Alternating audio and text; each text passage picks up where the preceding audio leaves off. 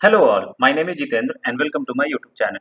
Today we are going to talk about the transformation about the graph. Okay, so let us take a small example. F of x is equals to x square. Here the coefficient of x square is positive 1. So in that case the parabola is open upwards. I take it a simple graph on x axis. What? And the vertices of this parabola is 0 0, right? And if I talk about the domain of this graph is what? Domain. Domain is what? Like it's like x belongs to like a real number. Okay, like all positive value is accepted of x and all negative value is also accepted. Okay, if I talk about range means what? Range means what? F of x is what? Greater than equal to 0, means all value of function is lying above the x-axis, means all our positive value is accepted. Range and domain is what's a very simple thing, right? It's a restriction, it's a boundary line in a mathematics. Like in about the x-axis is the domain, and the boundary line or restriction about y-axis is called range. Okay,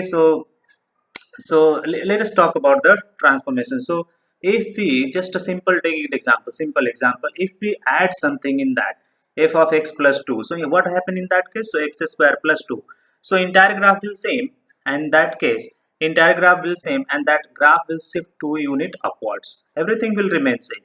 Okay, so this is y-axis, this is x-axis. Okay, and the vertices is shift, and this will be 0 comma 2. Okay, okay, so we are adding in the f of x.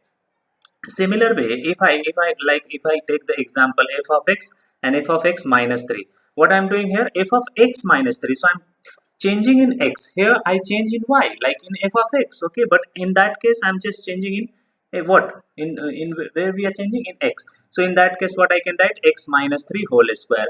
So everything will remain same in this case, but that entire graph will shift, entire graph will shift 3 unit right side toward the positive x-axis, 3 unit right side. So let us take here. So in that case this one is the vertex. So this is the vertex is what I can write 3 comma 0. Here vertex is what, 0 comma 2.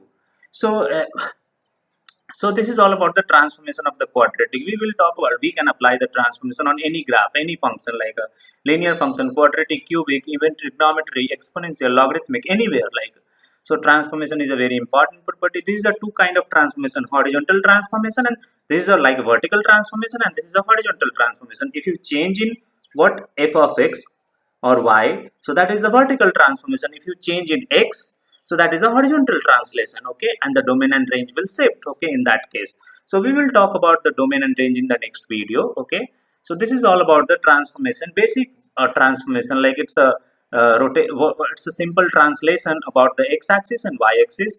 We can apply this logic, we can apply this logic on any kind of graph, even on straight line, even on quadratic, even on cubic, logarithmic, exponential, trigonometric, anywhere.